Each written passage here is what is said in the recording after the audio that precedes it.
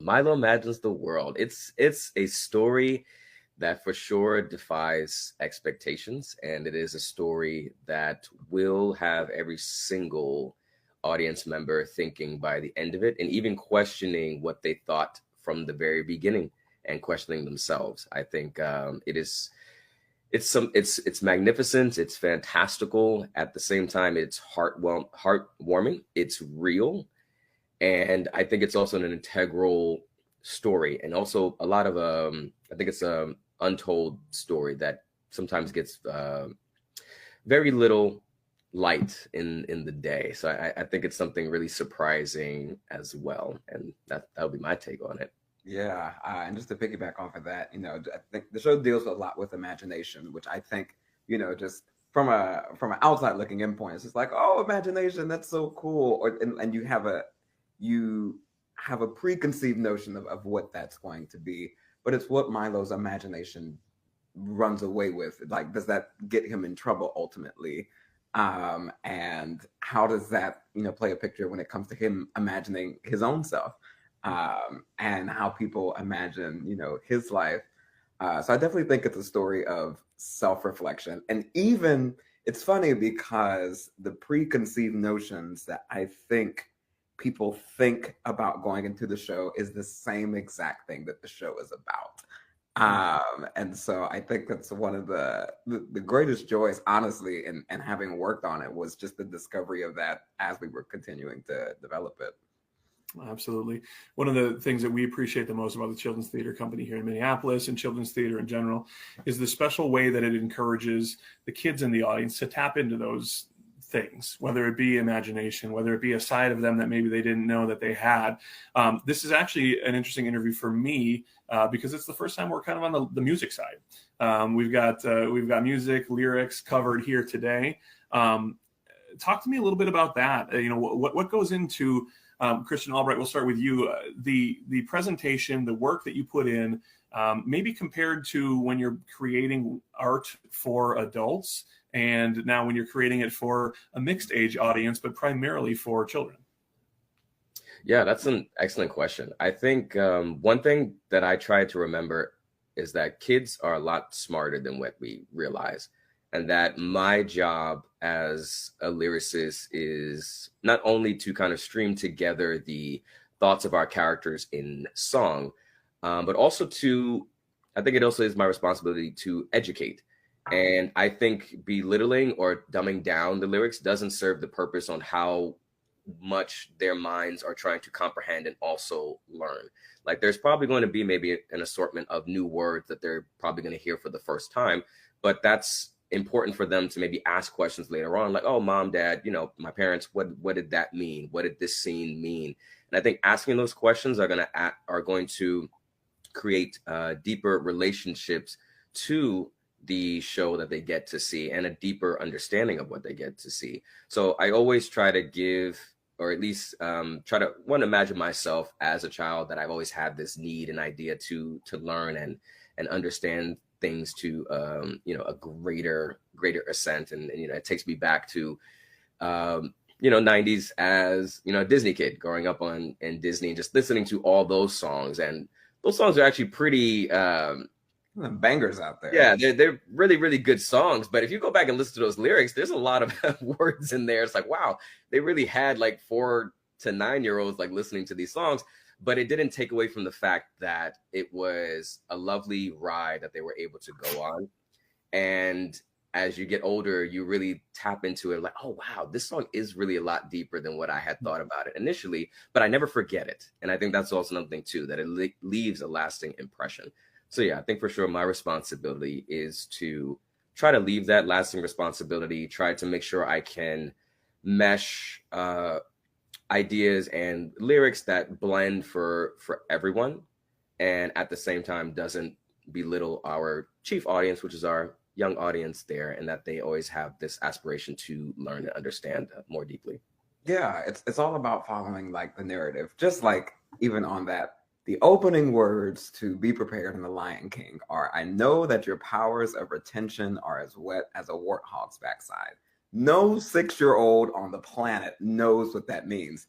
Like they'll still sing along, you know. And so I think for me, just from a musical standpoint, just approaching everything like I'm a musical like fiend. I love everything about you know, just being able to tell the story musically and how we can continue to expand on that narrative.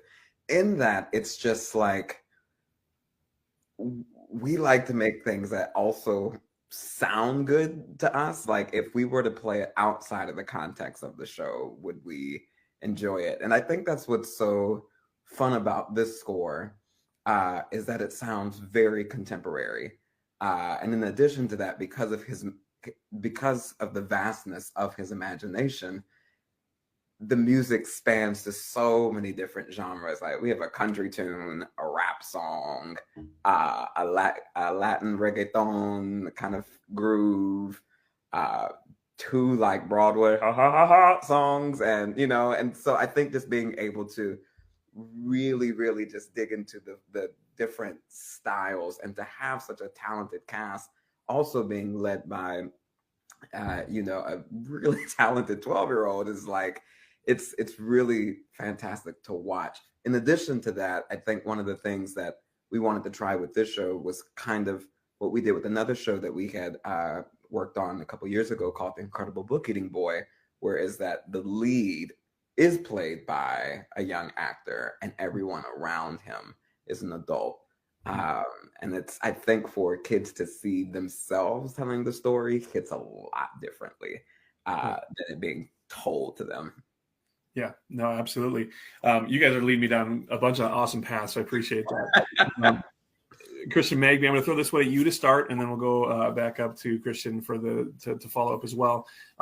You both had kind of mentioned a couple things that were interesting to me, the 90s Disney movies and how, you know, the depth of those. But I feel like, you know, I think we're kind of all about the same age here. I feel like back in when we were kids, maybe some of the songs were earworms, right? They were catchy, but they were, you know, the parents were probably rolling their eyes, didn't really have you know, weren't drawn into it the same way that maybe the kids were.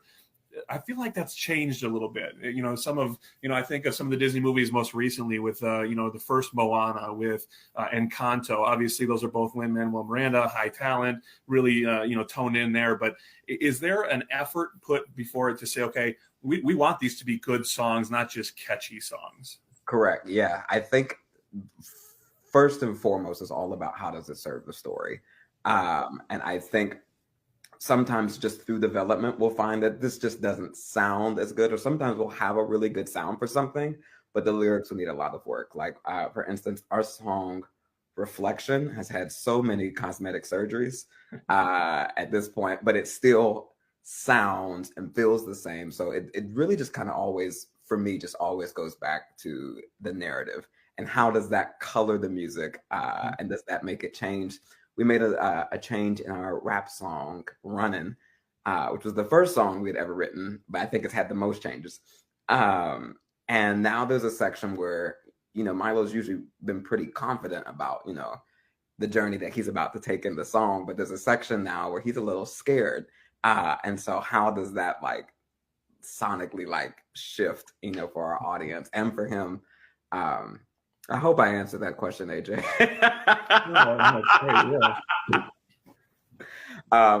What I will say for sure is that we have been blessed to hear sometimes that some things do become earworms. Sure.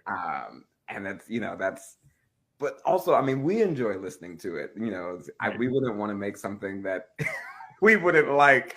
But it's the same thing about those Disney tunes. It's like, why do those things stick so much in our heads 20 years later?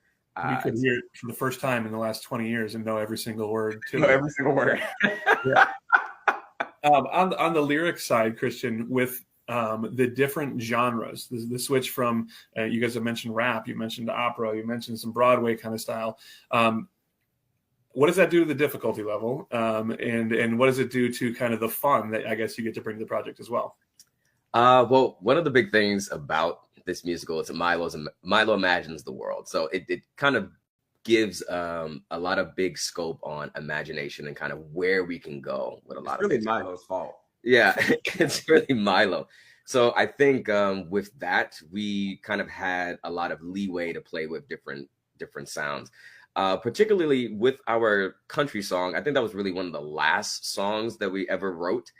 And we knew for that particular section of the show that this character was going through something, and we had something before, but it wasn't, to the effect that we needed it to be. And I would also say that scene was kind of a little bit on its last leg. So I believe it was Christian Magby who kind of really had the thought, or like, bring us back to like Sesame Street a little bit. And he like played a song, and I was like, okay, I think I could come up with something. So like overnight, as I was in the shower, I was just playing with different tunes, and I just came up with like this little country kind of bit, and I just let my mind just go. The absurdity of the song, it's really absurd. But it's also fun to the range of this character is going through a really, really bad day, and his misfortunes just keep growing and growing and growing exponentially, and just keeps getting worse. And by the end of it, you feel so like you're laughing, you feel sympathetic to his experience, but at the same time, you understand that this is the scope of Milo's mind. And I think I also had to kind of take into account of putting myself in Milo's shoes. Like, this is a boy imagining things, imagining people's lives. So my mind should be just as free as his is. And I think with the text that I also have, I pretty much just had to remember that scope of everything. So yeah, it was really, I would say it was kind of difficult in a way. But at the same time, I thought that the adventure and the research and the journey was all the more rewarding, because then that song actually ended up being really the crowd favorite. Yeah. And pretty, like, I would say it's definitely the funniest song of the show. And it's just so interesting, the whole backstory going into it. But I think just the step-by-step journey and trying to stay true to the narrative. And then at the same time, exploring the idea of imagination pretty much just went about and transposed into every single song that we had throughout the show. I remember that Sesame Street song now. I was like, what's Sesame Street song he's talking about? And now it hit me. So I will be listening to that after this interview. There we go. Got the earworm back. Right. Part of what we like to do with these conversations is open the eyes to, not necessarily, I don't have a ton of kid followers on my social media channels, but maybe the adults who have kids in their lives who are interested in musical theater, and open their eyes to the possibilities, the different roles, which is great to have you two on again for the first time talking on the lyrics and music side. What is the process, the workflow between the two of you work like? Is it, obviously there's a ton of collaboration, but do you bring ideas to the table and then kind of put it together? Do you have jam sessions where you're working together? What does that look like mainly for you guys? It's a multitude, honestly. I think sometimes it'll start with all three of us having a conversation. So we'll start with me, Christian, and our playwright, Terry Guest. And then Albright will go off and write lyrics. And then if everybody's like, okay, we're down, then I'll try to add some music to it. And yeah, then it happens. I have realized, because we used to work better apart, or I don't even say work better. We used to just work apart and then come together and be like, this is what I did. Do you like it? And it was like, I guess. And so lately it has been a lot of like back and forth, and like even like challenging each other. Just like, oh, what if we did this? I'm like, okay, but what if he said this, and so I think it's definitely big on collaboration. I think Zoom and FaceTime and things extremely help with that. And then also it's just like, Christian Albright, does have a musical ear, and I do have a lyrical ear. So I think we can always like be of like support to each other in those ways as well. Yeah, I think piggybacking off of that, it's a really big mesh of a lot of different things. I know one of the most beautiful moments that I got to share is when we were in the room and we were working on one of our songs, "This Boy's a King," and that's also one of the earliest songs that I had written, and I think we were fleshing Only out. song that has not changed. It is the same. Yeah, it is. The song that really stood the test of time. The producers had no complaints really about that song, which is really great. But I remember us working on a particular section of it, and I was just singing through it, and then Magby was just playing the music.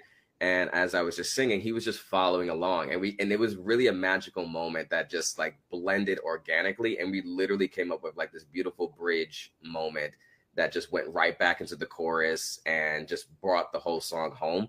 So I think it's having those moments in those particular songs that really does help. Me being the lyricist, I work in tandem with both the book writer and the composer. So sometimes I do get those ideas in my head and I just go on a tangent and just write a song. Other times I do rely on the basis of where Terry is going with the scene and what I can extrapolate from his text and turn those into lyrics. And sometimes, it can be that, Magby feels like this moment kind of feels like this. And I'm like, oh, okay, like, give me that instrumental. And then I will kind of like play that in my head, think of some words to it. And, we could be in different states, different countries, or it can work, we're in the same workshop space. But we have a really great working relationship when it comes to wherever we are presently, that we can work with each other. Okay. We'll end with a couple fun ones here. Just to kind of get to know you guys, get to know maybe some of the inspiration that you bring to the table. We're going to start with Christian Magby. I want to know your favorite all-time musical, maybe your favorite all-time musician. Okay, we need to get away. We need some creative juices to get going. Who do you listen to just for your downtime? And then you talked about Disney movies. I want to know your favorite Disney movie. Okay, these are so good. Okay, I'll start with I know that the answers are. The second one, artist-wise, I've really been getting into this pianist named Alexis French. I believe he is a British composer. But I really relate to his style of music. Like when he plays, I see the keys on the piano. Yeah. And so I think to find someone who plays kind of this contemporary classical is what the genre is. I didn't know that there was a space for that. And I definitely haven't seen many Black people in that space. And so that is somebody who he just fell into my lap. Not literally. Favorite Disney movie. Whew, I'm going to have to say it is the one I watched the most. I'm going to have to say a Goofy movie. It just doesn't get better than that one. And it's so weird. I think I brought that movie up in the rehearsal room. And of course, our young actor didn't know who he was. I was like, "How do you mean you've never seen that movie?" It's like, Tevin Campbell? No, nothing. Oh, man. Favorite musical. This is hard because I feel like I see a new one and it kind of knocks things off the grid. I'll tell you my newest, the latest one that I saw that I really fell in love with, and it was Suffs on Broadway. I think that entire cast was brilliant. And I think to know that Shayna Taub, I knew that she wrote the book, the lyrics, and the music. I had never listened to it. I don't like to listen to soundtracks before I see the show. So I was, of course, just blown away by the score. But I had no idea that she starred in it. And she had just come off of her run of Ragtime. And so I think just to be in the room and just to hear that story it was absolutely breathtaking. So that's my latest new favorite because they keep changing. That's great. Christian Albright. Okay, well, musician, I have to say Stephen Schwartz. He's just an icon of mine, not only musically but lyrically. I literally do aspire to be like him. So whenever I think about my lyrics, I'm like, oh, how can I, what new motifs and time signatures can I experiment with, or what new words can I experiment with, rhyme schemes can I experiment with, and like sounds I can experiment with, because he's just so brilliant. And it I would say musical is tough. I haven't seen as many as Magby, but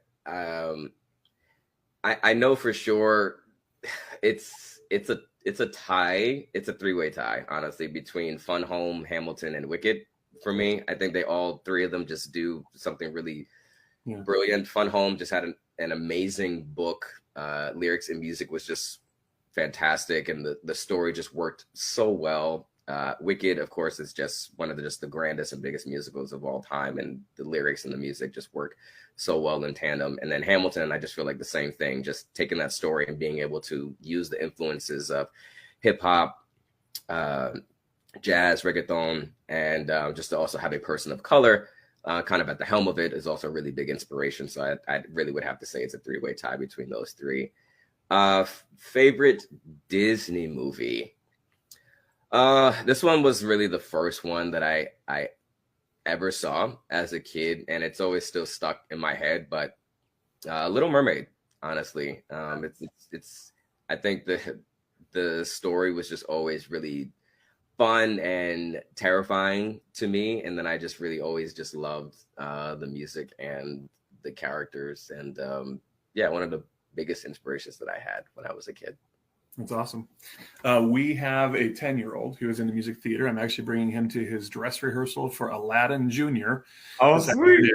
He's Aladdin, so we'll see. Yeah, let's go. He wanted me to ask you specifically, and I think that I know the answer based off of some of the answers you guys have given. The onslaught of social media, TikTok, Instagram Reels, the way that you can kind of go down the rabbit holes with Stephen Schwartz and learn about some of the things and the layers and the depth. I would imagine that both of you are well versed and well down that rabbit hole, enjoying that side of, one of the beautiful sides of social media where you can really dive into those. For sure.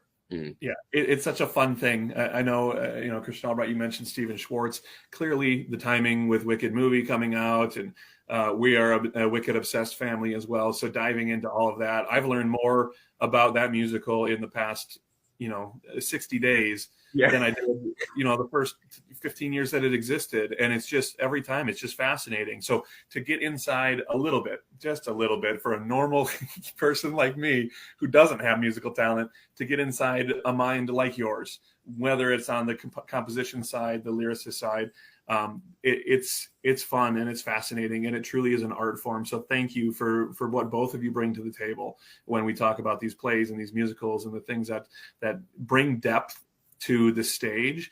It's been an amazing conversation, and I wasn't sure when, again, I've talked to the playwrights, the directors, some of the actors. This was the first time on the music side, and I wasn't sure exactly how I would do with it. And this conversation has been amazing. So thank you again. I know that we're going to be there for opening night.